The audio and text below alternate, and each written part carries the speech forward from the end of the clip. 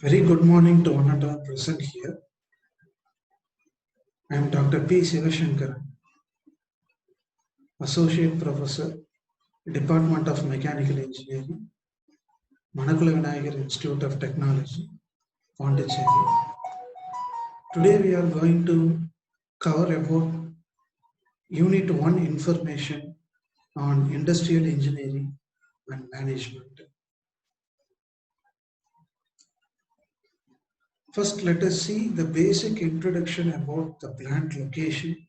What are the various types of plant layout? And what are the pros and cons of different types of plant layout and its significance important in industrial engineering? And next, we will try to focus on the various aspects of assembly line balancing approaches. What are the most common popular theoretical approach used for assembly line balancing problem? Then at last, we will touch upon what is material handling system and its function and the different kinds of material handling used in industrial application. So this is about the overall essence of Unit 1. Now we will move on to each and every topics more elaborately.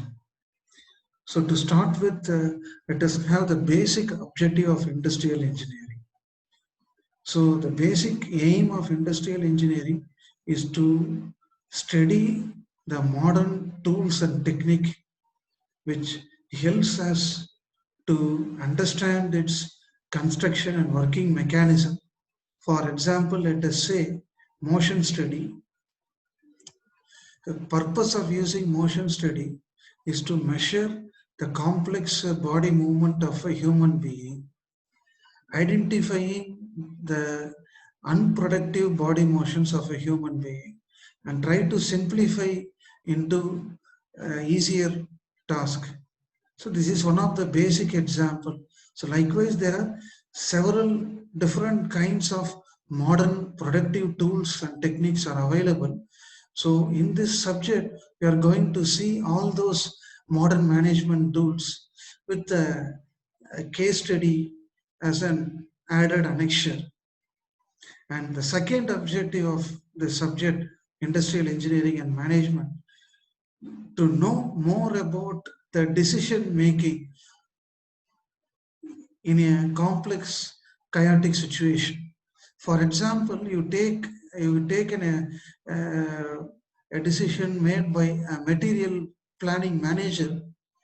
Okay, you want to go for a make or buy decision making. Let us have a scenario like this.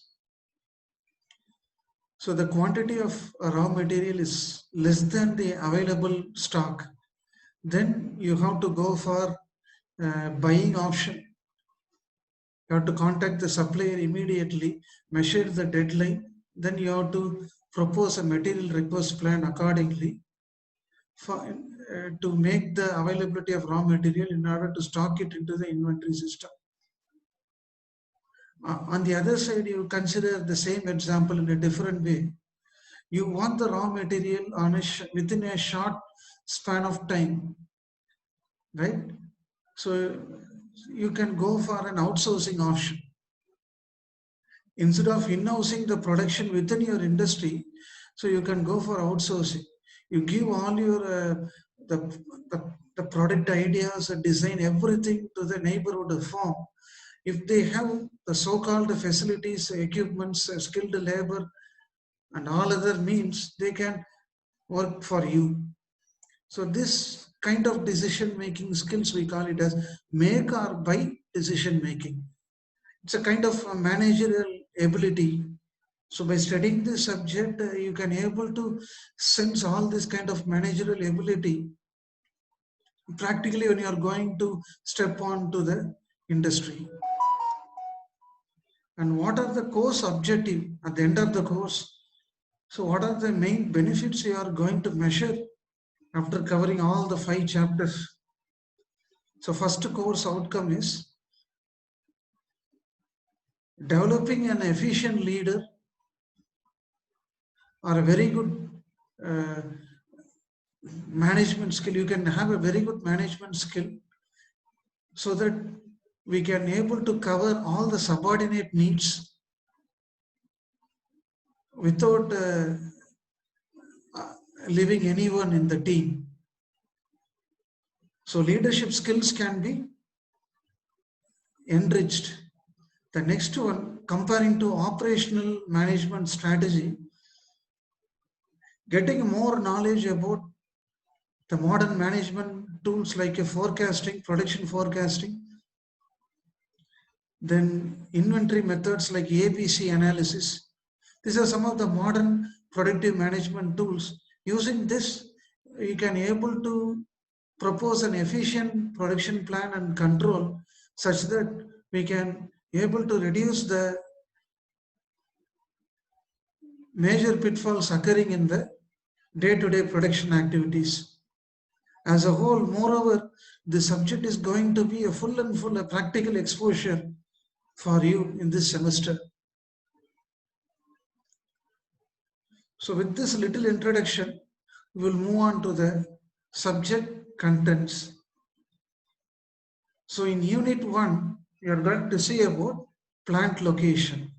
The first topic we are going to discuss about plant location.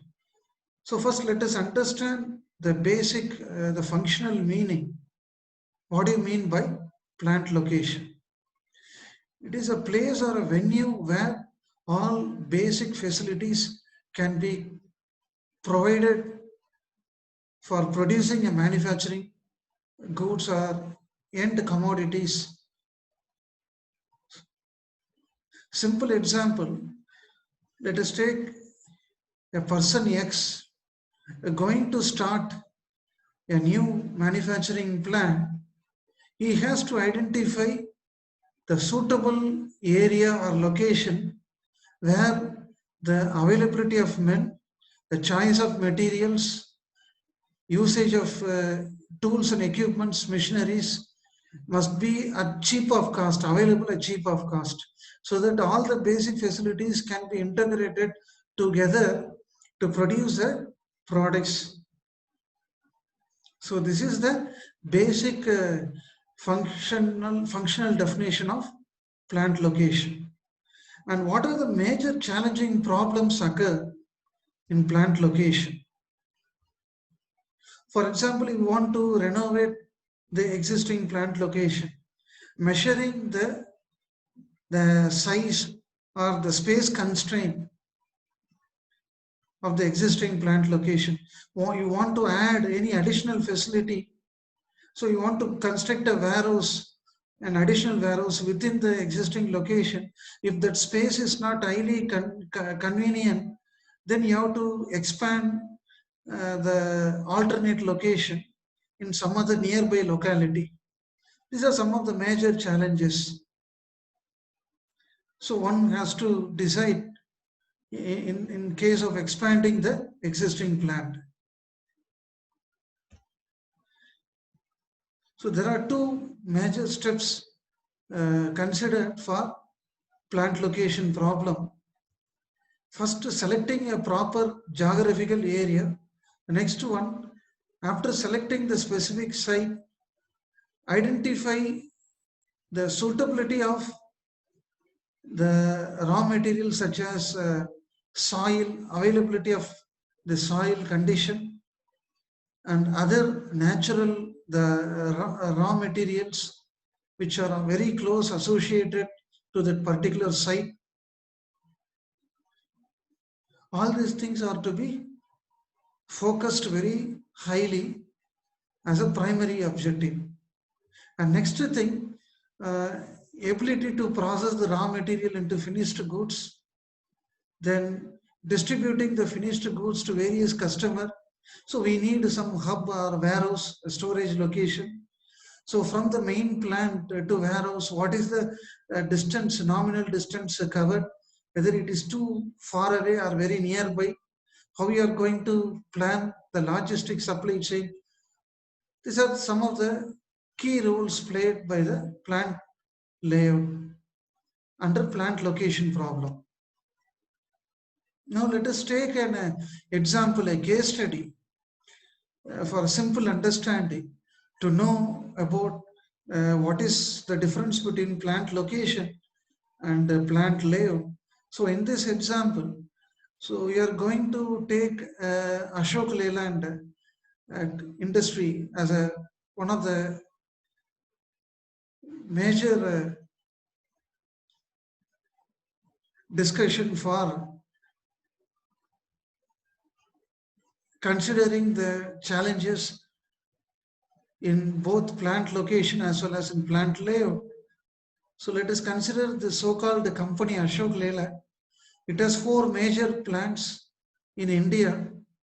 So these are the different geographical region which are situated. If namely Alwar, Bandara, Hosur, and Chennai. Now the company wants to establish a fifth plant that should be engage a serious plant location analysis for the new plant by considering the raw material between the new and existing plant. So they want to put up a fifth plant in connection with the four existing plant. So they are in a serious discussion to find out the most feasible plant location analysis so that they can able to uh, work out on a cost effective way how to locate a new plant in addition to the existing available plant. Let us see the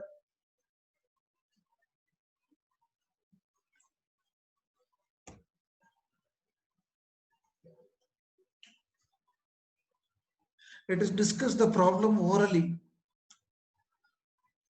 So you take Alwar, Bandara, these are the places which are situated in northern India. Whereas Hosur and Chennai are in southern part of India. So we want to analyze which is considered to be very nearby on cost effective basis in order to transit the material or goods from source to destination. So in between the existing hub, you are going to construct a new warehouse location so that you can able to plan all your logistics activity between the existing source and destination. Suppose let us have a discussion like this. You want to construct a warehouse between Alwar and Hosur. Definitely it will take more than 18 hours, 20 hours of time period. Distance matrix between Bandara and Hosur, that will also cover 20 to 25 hours, the time limit. So see the wastage in transferring the raw material using the logistics. We cannot able to cope up with the given deadline. Within the deadline, it is not possible to transfer the raw material from existing source to the proposed new warehouse location to start the production activity. So it is better to have a new layout or a location within Hosur and Chennai so that we can within 3 hours or 4 hours of time period we can able to plan our logistics network decision very effectively, so we can able to not only reduce the time for transferring the raw material from source to destination, and also we can able to improve the effectiveness in logistics by improving the efficiency, by reducing the cost and other risk involved in the supply chain system. So the answer is we can put up new existing, sorry for the mistake. So you can construct a new plant in between Hosur and Chennai so that we can transship the goods either from new warehouse to Hosur, or if there is a demand arise from the main plant from Chennai, from here, from nearby Hosur, we can transship the raw material to the Chennai plant. In this way, we can able to meaningfully plan the logistic cost analysis. And next, with this introduction about plant location, now we are going to see what are the factors which which strongly influence the plant location problem. As you already know, the problem statement, the plant location is nothing but fixing a specific geographical region that should be highly flexible enough to adapt for any kind of environment. So we are going to see the following influencing plant location factors. Availability of raw material. So raw material is one of the most important vital role for any manufacturing industries, because from raw material only we are going to develop the final end products. So the customers are going to receive the end products, and that must be available at a better quality with cheap cost. So these are some of the standard specification as expected by the customer. So while selecting the raw material, you have to be very keen in measuring the quality attributes of the raw material. So before accepting the raw material from the supplier, using suitable gauging measurement procedure, we want to check the quality of raw material so that whether it is up to the standard or not. If it is not up to the mark, we can reject the raw material so that we can go for a new choice, new availability of raw material from some other alternative vendor. The second most important factor is proximity to market. So what do you mean by proximity to market? So you take a manufacturing plant, the customer market segment. Okay, so we want to connect these two nodes in a very nearby reasonable point of time, right? So you have a manufacturing hub in one place and a retail outlet within 1 kilometer coverage that is situated. So the time at which the product delivered from the manufacturing hub to the retail hub, to the retail outlet, that should be within the minimal point of contact. Okay, so within the reachable limit, we want to construct the location of both manufacturing plant and the retail outlet. For example, the manufacturing plant is located in Oragadam. That is the source point. You want to locate the retail outlet very nearby that place within 1 kilometer's reachable area, so that quickly we can able to launch the product on time to the customer market segment, so that we can able to reach the sales to the higher rate by providing the better service to the consumers. Infrastructural facilities, that is the next important factor to be considered in plant location. For starting any company, organization, you should have a good infrastructural facility. That is one of the key role played nowadays in the selection of an industry. The following are the basic important needs for a company. To run a company, you should have electric power supply 24/7 to run the machineries. in order to produce the products in bulk amount. And you should have a basic transportation facility for transferring the raw material from the warehouse godown to the market segmentation, transportation and logistics communication. And basic important thing is water facility and banking, right? These are some of the most essential thing for any manufacturing company it must have. The next one, most challenging thing with respect to today's scenario, the demand for high availability of skilled manpower. It is a big question mark nowadays in today's industrial scenario.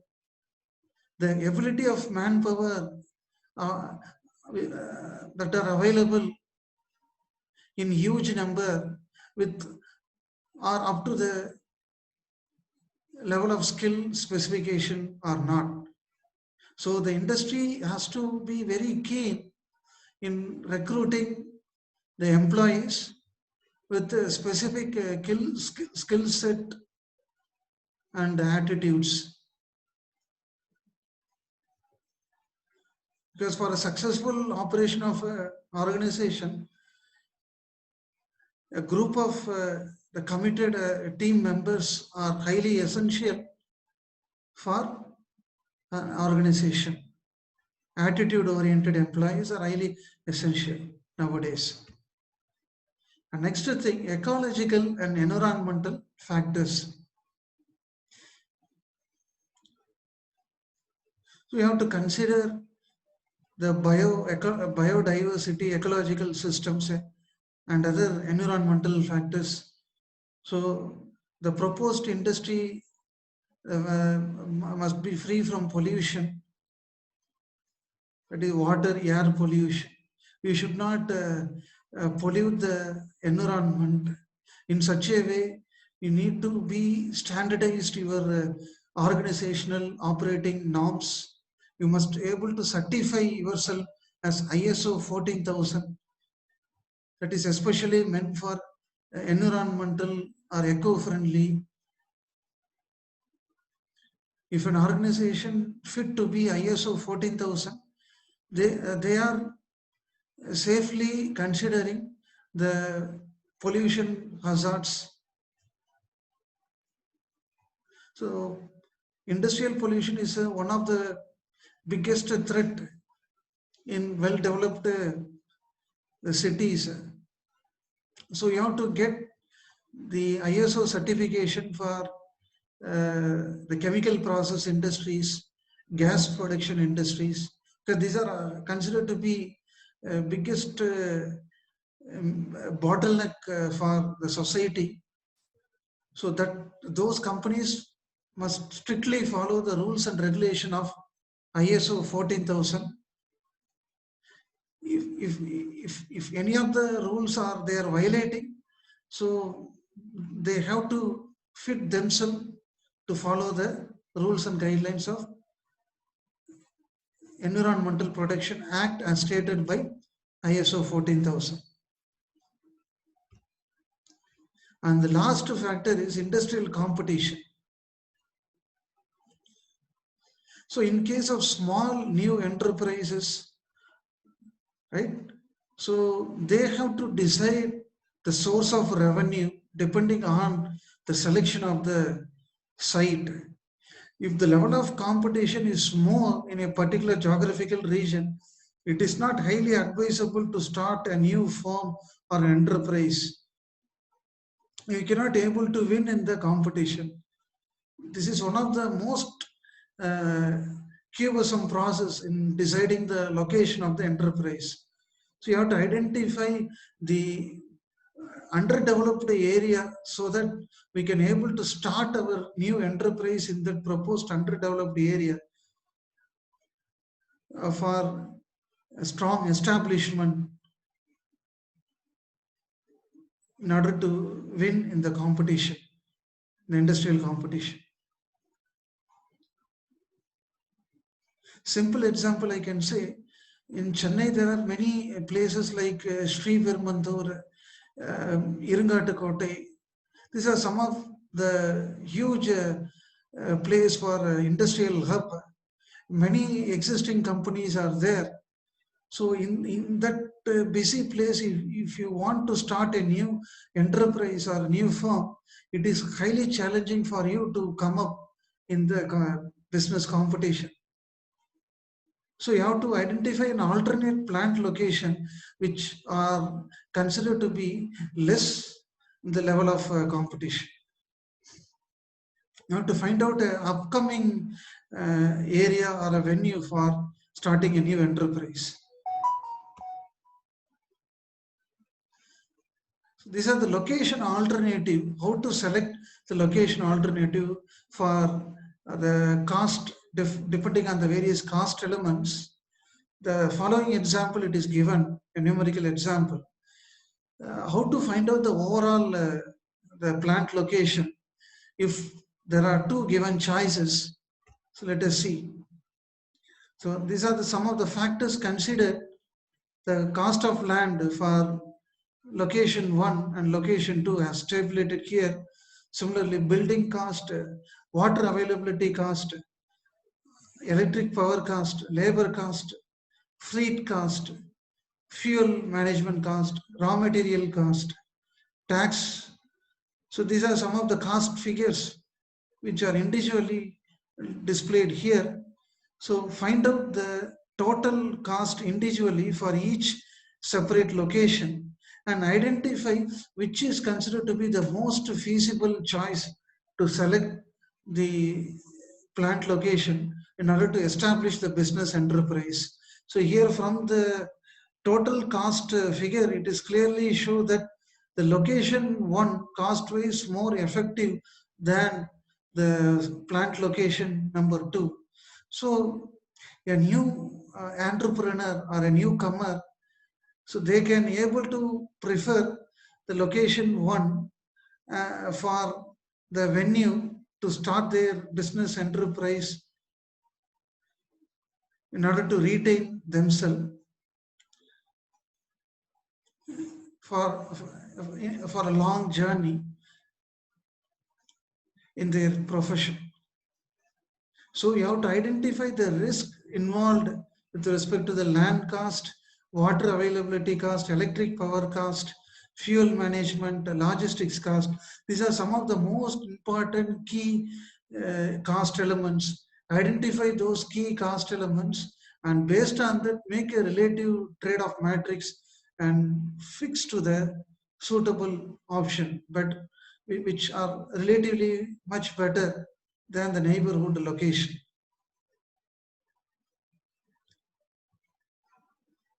The next one, we will see about the plant layout study. What is the difference between plant location and plant layout study? So when you say plant location, activities which are related apart from the plant layout. So identifying the land, selecting the raw materials, finding the source of manpower. These are some of the activities which are not closely associated within the plant layout. These are external activities. Plant layout is nothing but after selecting a suitable geographical region, so what kind of design, interior design you require to have your manufacturing plant more pleasing one. So that is called as a plant layout. It is a study, engineering study, which helps to analyze the different physical configuration for a manufacturing plant. This can be called as a facility planning and layout. So where to keep the machineries, inventory management stores, where to project the inventory management stores, and finding the suitable place for arranging the tools and other items. So measuring the appropriate place so that the particular items can be accommodated dedicatedly in that specific region. That is called as a layout. Layout is nothing but a blueprint for an industry. Based on that, we can able to construct our building. based on the design. Now, according to the classification of plant layout, there are three basic types of plant layout. The first one is product layout or line layout. The next one is cellular layout. So what is a product or line layout? This kind of layout is most suitable for automobile component manufacturing industries. Best example, you can take an Ashok Leyland. They follow the product line layout. Let us take a chassis construction unit. So if the same kind of product will be allowed to move throughout the entire time duration, until and unless you add a new variety into the existing product line. So this is considered to be a low variety kind of product layout. Here, the efficient supervision control of manpower is very easy in the case of product line layout. And one major disadvantage, if any one mission element gets failure, the entire production line will begin to stop for weeks or sometimes a month to recover. This is one of the drawbacks in product line layout. And the type of material handling instruments used for carrying the raw material from the one machinery to another machinery. You can use a roller conveyor or simply manual assisted hand trolley or partial automation like AGVs, automated guided vehicle. These are some of the preferences, the choice of material handling system we can equip for operating the product line layout. And inventory, monitoring of work in process inventory, much easier in the case of product line layout. And the next one is a cellular layout. It is a closed loop system, cellular layout. So what is the difference between the previous one and the present cellular layout? Here,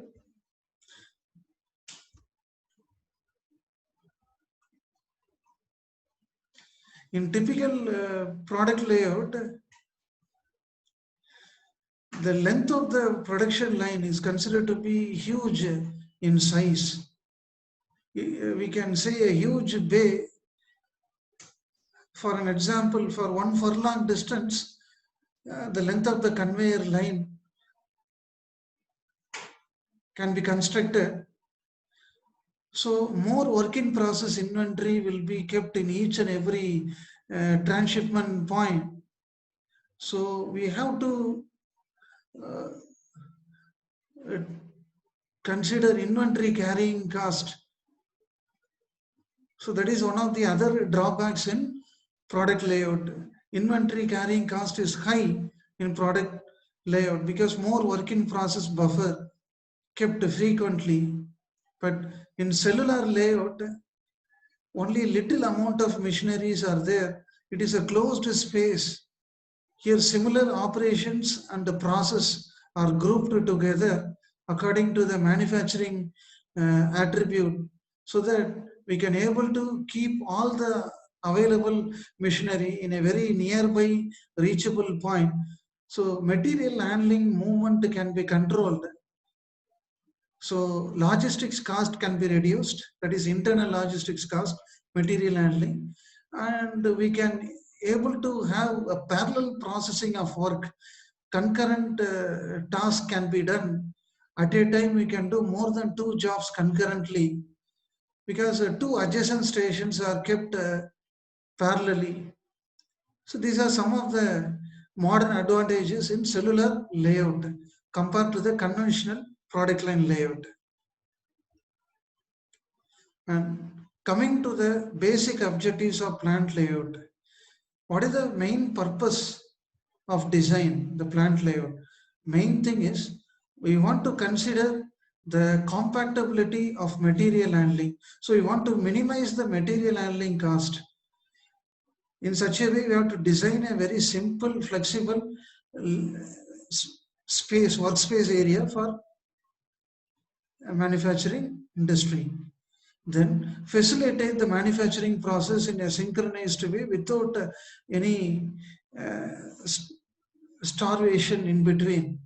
The all manufacturing process must go continually, okay, in a synchronized manner without affecting any basic facilities.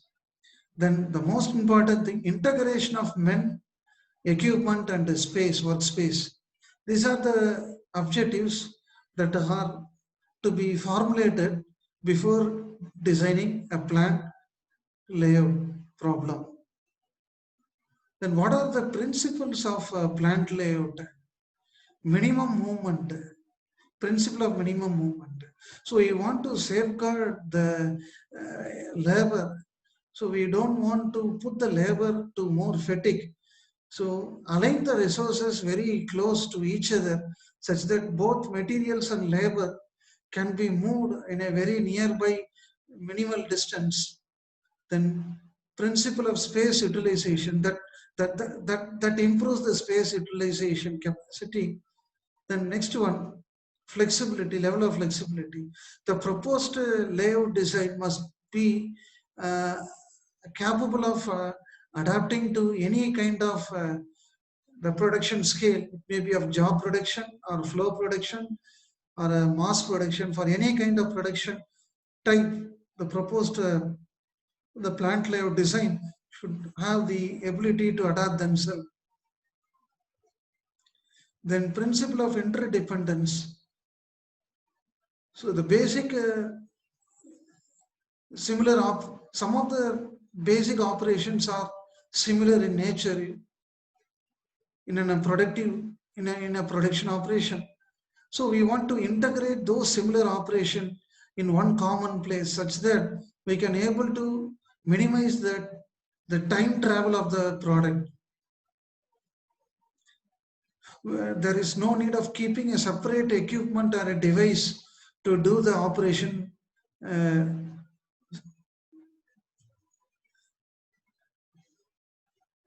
on a separate mission. So we can integrate the similar operations and process within the same mission. The next one, principle of overall integration. All the plant facilities which are created, for example, inventories, availability of tools and gadgets, availability of manpower. So we have to connect all these basic things into a single operating unit, into a single operating unit, such that we can able to optimize the cost of production.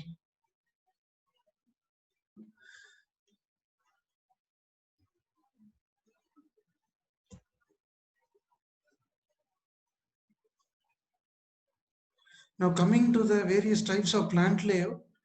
So this one I already told you the previous segment itself, product or line layout. So this is a modified diagram of product or line layout which is given here. So there are n number of multiple stations. All the stations will have a similar kind of production, not a different product variety. So if you give a raw material at one end, it will come out as a finished item at the exit end of the production line.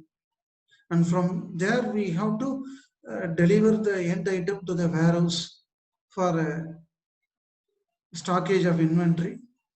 This is the basic flow path of a product line layout.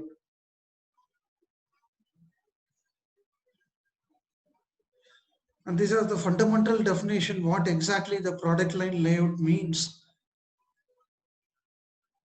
It has a sequence of assembly line, dedicated assembly lines, and material handling systems. All has to be used effectively to produce a component or a final assembly product within a meaningful amount of time by doing a very effective supervision in each and every process segments. These are the advantages and disadvantages. And next one is a process layout, product layout and process layout. So product layout is nothing but all the machineries are arranged according to the product assembly nature. But process layout is nothing but the equipments and machineries are arranged as per the order of process sequence. So this is the close difference between the product and process layout. Let us take for an example, machine A is considered to be a turning machine. A turning operation can be carried out. Okay, so here cylindrical grinding under machine A, the next machine available machine cylindrical grinding. So once after completing the turning, we can perform a cylindrical grinding. Likewise, each and every machines are being arranged in sequence as per the process nature, not on product nature.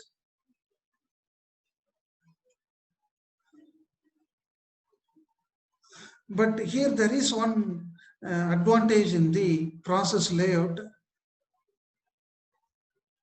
If any one particular station gets failure, the entire production cannot be stopped. We can shift or transfer the raw material to the parallel substation such that we can able to make use of the neighborhood process line. If process line A and B are similar with respect to the production, then we can transfer the items from this end to the other end. Do you understand what I'm saying? If A and B are both similar in production, both are having the same kind of production methods, so we can easily transfer the raw material from production line A to B if any one of the machine gets breakdown or failure. So there is no problem for affecting the overall shutdown of the production like product layout.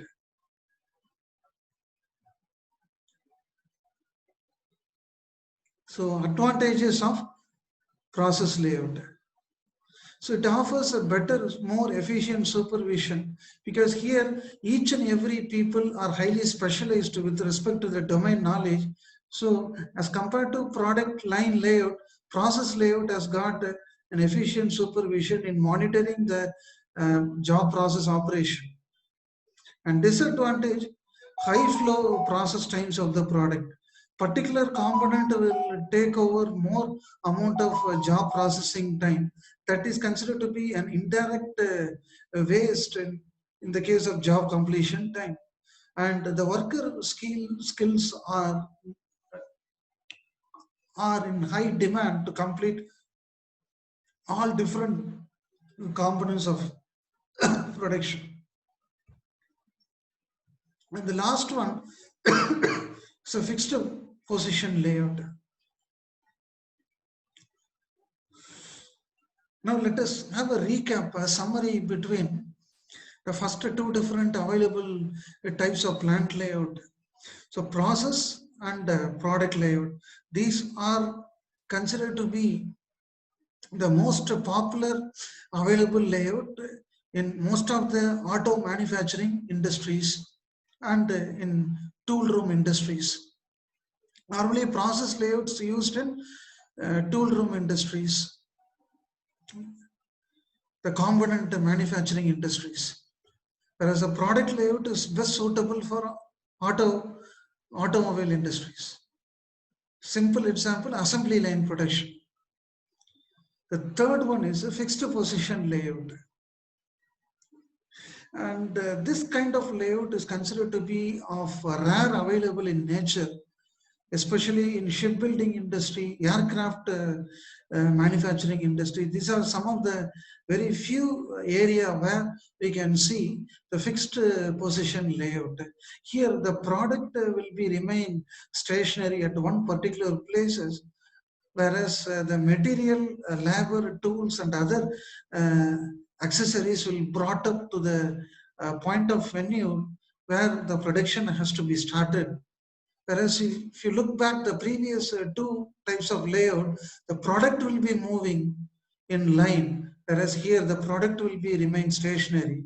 The other things are to be integrated very close to the specific location or site where we are going to develop the product.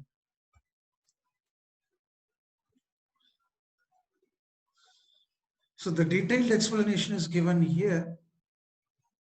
So in fixed position layout, more number of frequent assembly of products are needed high in quantity. So we have to move the components more effectively from one location to another location for completion and transferring the resources. While transferring the resource, for example, human labor, supply of raw material equipment are to be brought to the site where the product to be assembled. So this is the example, diagrammatic example which I given here. Bringing all the basic available resources to the common site or area where we can able to construct the product. So it is a static layout. Advantages of fixed position layout. So here the job is being carried out by a cluster or group of operators, not single operators. So here team coordination is more important in the case of fixed position layout, and the material movement is also reduced because the given work content is equally shared by the team of worker. So the movement of material is reduced since all the resources are very closely attached to each other, and thereby we can able to enhance the total production cost for the product. That will be also the minimum rate. And one of the most negative side of fixed position layout, work area will be more congested, overcrowded in nature.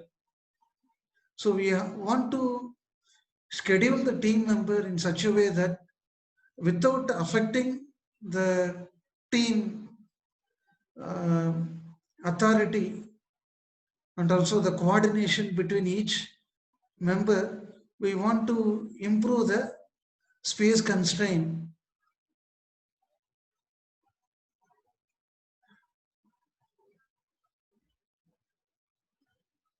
So that the worker may feel more comfort while doing a group or a set of tasks simultaneously.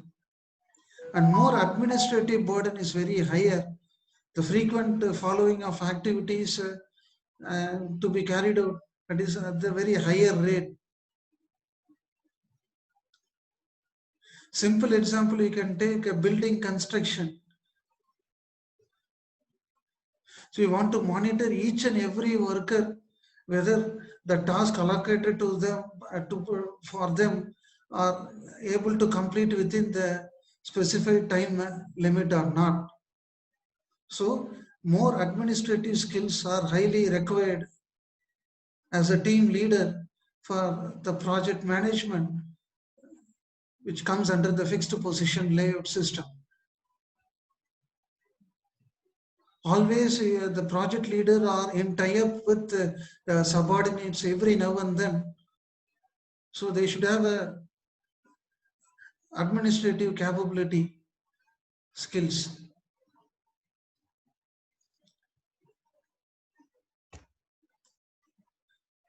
The next thing you are going to see under plant location, assembly line balancing. So it is one of the production strategy in manufacturing environment.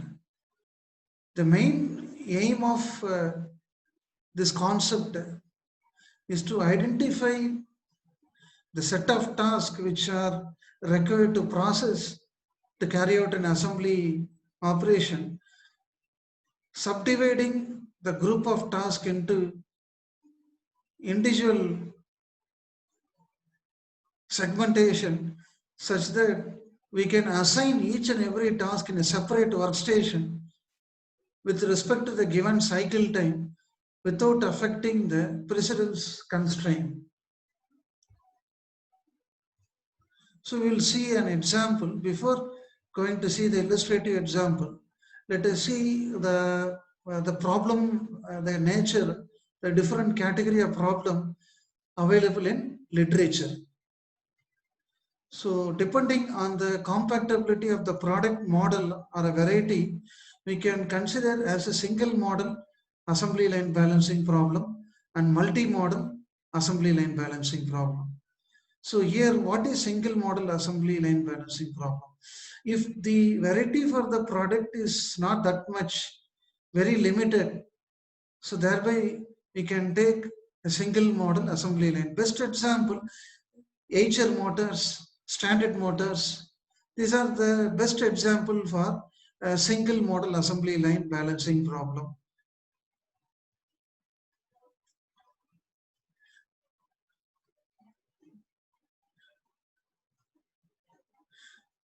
So to subdivide the task in a within given precedence network of assembling the product into maximum number of workstation for a given cycle time such that the balancing efficiency is maximized. So here we want to discretize the group of tasks into individual stations. So we should not violate the overall the cycle time constraint. By the time we have to increase the output efficiency, that is a balancing efficiency. And this is the equation for computing, for evaluating the cycle time. Effective time available per shift divided by the production time per shift. So this is the general empirical formula relationship for denoting the cycle time. And for balancing efficiency, we want to sum all the individual task time divided by how many number of workstation multiplied by the total cycle time for all the n number of workstations, so that we can find out the performance efficiency of the assembly line. So for an understanding, we will have a simple mathematical numerical example. So in this problem, there are 8 assembly tasks, 8 nodes are there, right? So for all the 8 nodes, the common assigned cycle time given as 12 minutes, right? So task 1 has a processing time of 5 minutes.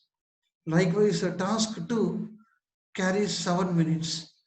3 and 4 carries 7 minutes and 4 minutes. Then followed by that, as per the precedence constraint, task number 5 carries 4 minutes. Task number 6 carries 6 minutes. 7 carries 4 minutes. And the last activity, task number 8, carries 8 minutes. So this is the precedence relationship matrix. That is nothing but the sequence of activities that are arranged in order with the standard specific order. And these are the process time for each activity to carry out. Depending on the cycle time is being assigned here. Okay, so here there is a note which is given, points to be considered. It is mandatory to assign the cycle time greater than the available time in the network. Here theoretically I have assumed the availability of cycle time as 12 minutes. How I took the assumption? I have not used the formulation method. I told you in the previous slide, cycle time is the ratio between the total time available per shift by the production volume per shift. That is one way of calculating the cycle time. But theoretically, I want to randomly assign the cycle time constraint. So here they have given the note, assign the cycle time to the safer limit always greater than the most largest available time in the network. So here the most available largest time in the network is 8 minutes, whose associated task activity is number 8.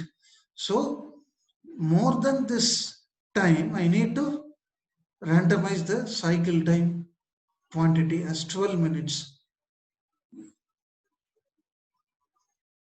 Then based on that, we want to assign the task in the assembly station. For the time being, we don't know how many number of assembly station to be formulated. We know only cycle time, precedence relation matrix. Only these things we know. Now construct a table like this. In the first column, put workstation number. Second column, write assigned task, then assigned time, that is a station time, allocated station time. The last column, idle time, that is a balance time left out in the individual station. And based on that, we need to find out the efficiency. How this can be calculated? Let us see the step-by-step methodology. Let us take station 1. So I want to group the station activities in station 1. So I am grouping randomly 1, 2. What is the total time? 12 minutes. So that falls within the limit of cycle time. 1, 3. Another pair combination I am taking 1, 3. 12 minutes. So I take both the combination, grouping activity 1, 2, activity 1, 3. Okay, so both gives the same answer, 12 minutes. So randomly I'm breaking the tie. Either I can group 1, 3 or 1, 2. In any way, I can select the task. But here, for my knowledge, I took task number 1, 3. So these two activities are parallelly carried out only in station 1. So the total station time is 12. So what is the idle time? It is strictly 0. There is no balance time. The entire the cycle time is fully consumed 100% effectively. So there is no balance time, idle time in the station 1. Then next, the same procedure is followed for the next activity. And finally, identify the efficiency calculation.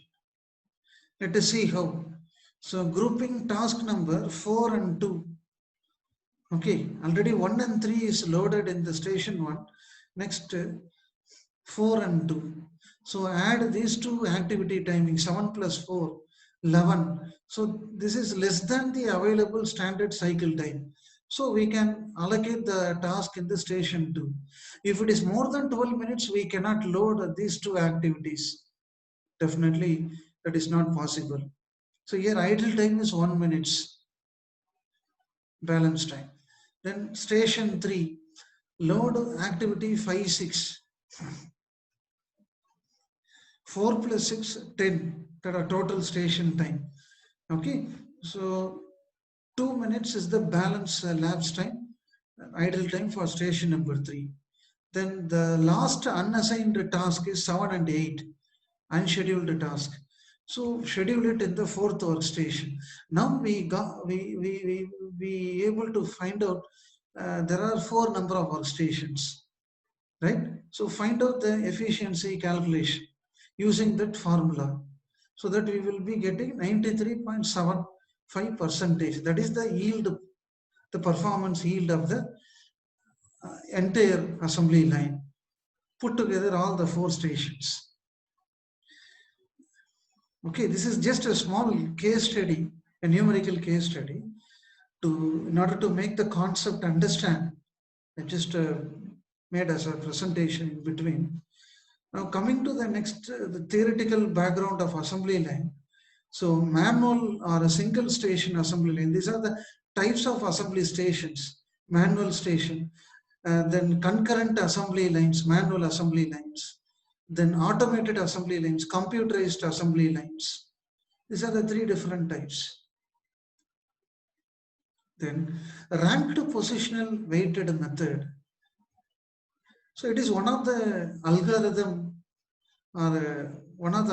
adapted for assembly line balancing concept, ranked positional weighted method. So let us see the same example. We are going to add some of the additional information in the given problem. We are going to find out the positional weights for each and every activities. And based on the positional weights, we are going to select the task to be loaded into the station. Okay, take the same example problem. Evaluate the positional weight.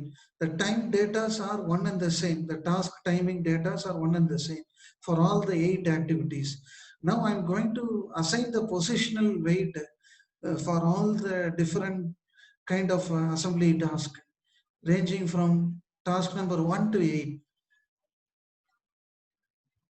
So I'm following backward scheduling approach. Identify the most maximum longest processing time in the assembly network, that is task number 8. Okay, so the positional weight for activity 8 can be considered the same value as equivalent to the process time. Both the value of positional weight and the activity timing are assumed to be equal. We are making the thumb rule in that way. Okay, now it is easy for us to find out the next uh, source, the available, the previous activity, the positional weight for the previous activity. 8 plus 4, 12. Add a positional weight with the process time for the next available previous activity, 12. Okay, so likewise, the same job we want to follow till the last node, activity 1. For each and every activity, we want to find out the positional weight. Then prepare a table like this and list out the positional weights which are calculated from the previous information, list out the positional weights and rank the immediate predecessor matrix. Okay, how this immediate predecessor matrix can be formulated? Please look before to the slide, previous slide.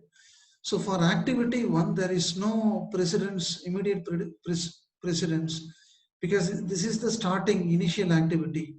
So we can put 0, 0, that is, it's a null set. There is no. So for activity 2, there is one immediate predecessor, that is task number 1. Similarly for 3, one immediate predecessor. For 4, there is one immediate predecessor. Okay, so commonly I have to put task number 1 for the next sequential activities.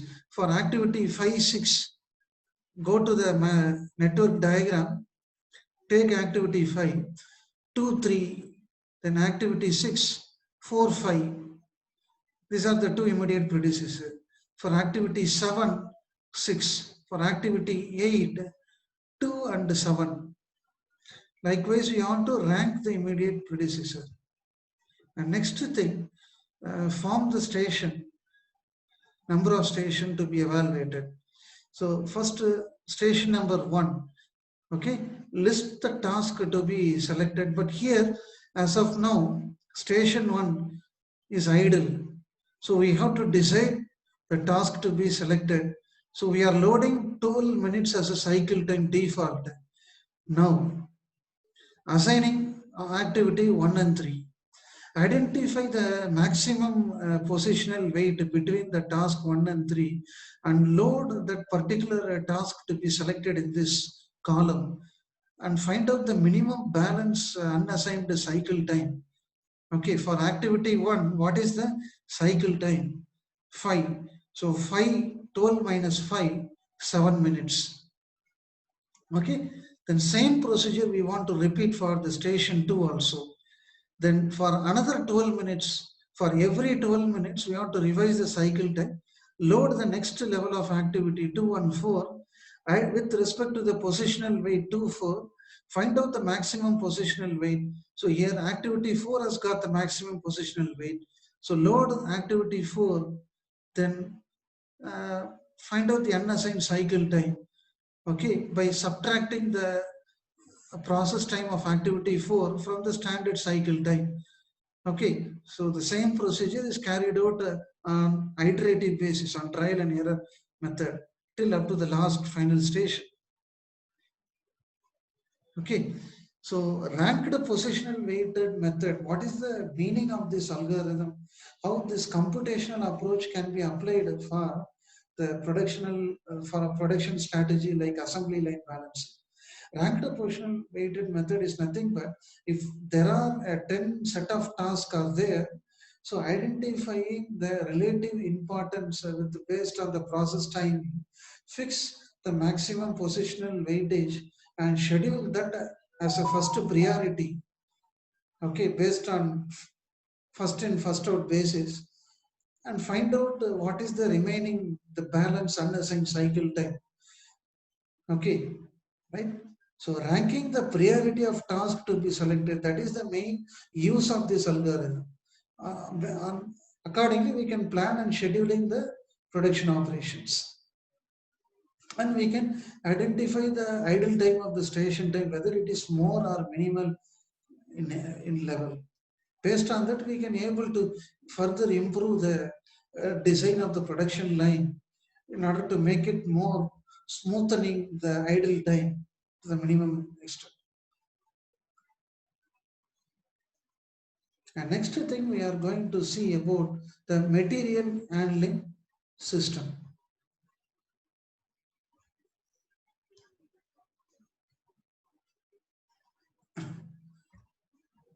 So material handling is said to be an inbound logistics which is used for transferring a raw material or a product within the available production facilities.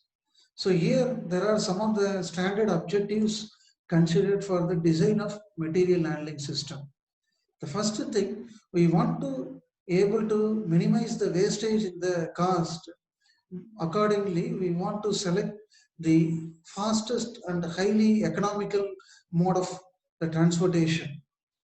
The next one, uh, find out to reduce the material damage while loading and unloading, so that adopt the automation strategy, we can able to safeguard the material damage and minimize the risk. The next one, smooth out the flow of material without any stagnation point in between the process flow. The next one, human ergonomics, reduce the fatigue of the human. Then last one, improve the comfort of the human. And overall, we can able to increase the efficiency in the case of transferring the raw material, both in terms of shipping and receiving functions. So this is the general problem statement of material handling system. So material handling is a device or a gadget which is used for handling different variety of parts or a component within a short range movement within a building or between two different places. It is considered to be a transportation vehicle or a goods carrier. So this can be classified into two types: inbound logistics and outbound logistics. Inbound logistics is nothing but the material handling systems which are used within the uh, plant layout system for transferring the raw material from inventory to the production center. Whereas outbound logistics, transferring the finished product from warehouse to the retail outlet using a container trucks. So anyway, in both the case, the logistics is conveys the same meaning, transportation function.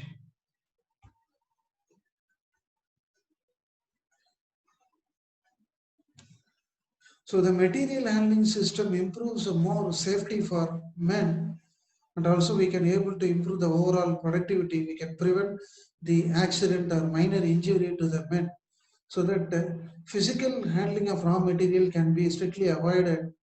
If the raw material weight is measured in tons, so we can use a power hoist or cranes, so that we can able to improve the safety aspects of men. Okay, so on cost wise, we can able to reduce the handling procedure, and mundane works, that is monotonous jobs, can be simplified. And unit load concept, what is unit load concept and how that is considered to be one of the most important aspects in material handling system. You take an example of a pallet. I go to the previous slide. Here you consider this picture, a pallet. Best example, side out for a unit load concept. So unit load is nothing but limited stacking of raw material as per the work volume. Depending on the work volume of the pallet, we can able to stack only limited minimum quantity of raw material without of, uh, causing any damage to the raw material. So we can safely transfer the raw material uh, from one location to another location, so that the geometry, shape, and size will not uh, affected in any case. So it is nothing but a bin concept. Unit load is nothing but following a bin concept, the packing the raw material in a small bin and operating the bin to move from source to the destination point. So depending on the storage volume, we can restrict the availability quantity of raw material. So this called as an unit load. Even forklift example is also a unit load concept. Another example I can take the forklift, suitable example for a unit load concept. It can able to carry only a minimal amount of load. Okay, for example, three or more than three uh, components at a time it can able to handle. So without affecting the shape, size of the raw material, safely it will transfer from one medium to another medium. Okay.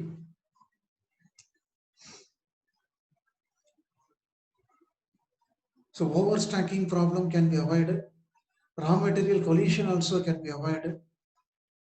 These are some of the things can be neglected by following unit load concept. And this is some of the classification of material handling system. Belt conveyor, then cylindrically operated roller conveyor, then manually hand operated trolleys, then pallets, forklift truck. So depending on the type of production problem, we can choose which type of material handling system going to be more affordable, adaptable to the environment. If it is mass production, you can go conveyor, high powered belt conveyor. If it is a batch production, you can follow uh, manually operated, fully operated kind of motorized conveyor.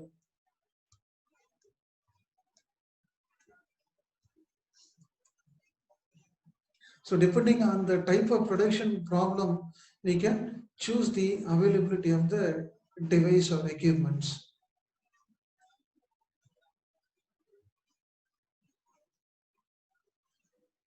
Role of material handling in industries. So these are some of the major applications which tells about the, the role and importance of material handling in industries. So particularly in manufacturing, logistics, nowadays this field is booming up too faster.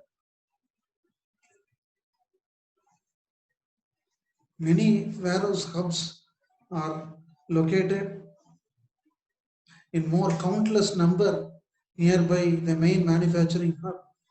Accordingly, the logistics management cost can be handled by balancing both the logistics efficiency and effectiveness. Even material handling is used in retail stores, supermarkets, departmental stores.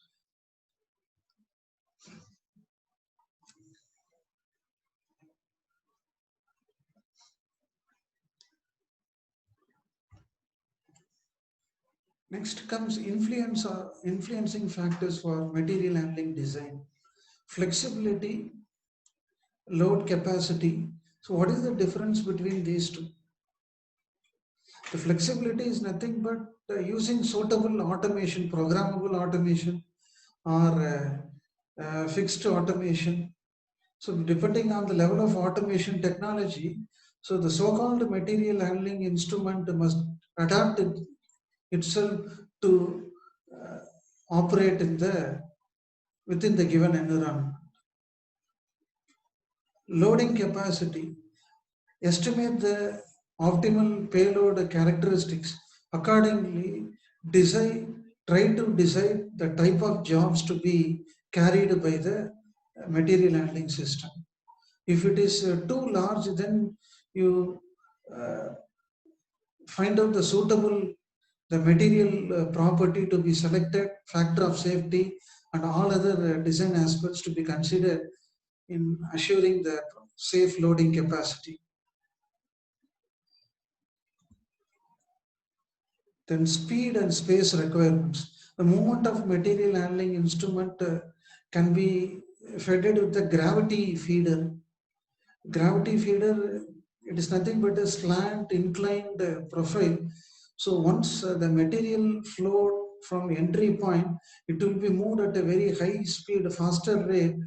So when it moves through the slope point, it will pull at a very faster rate.